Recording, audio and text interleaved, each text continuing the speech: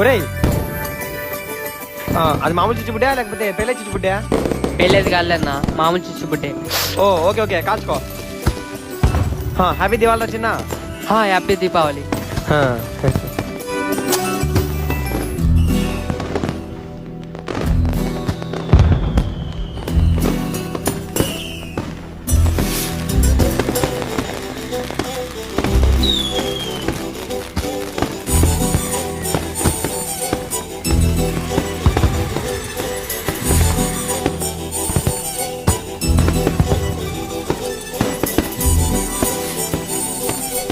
Hi Siddhu, happy Diwali.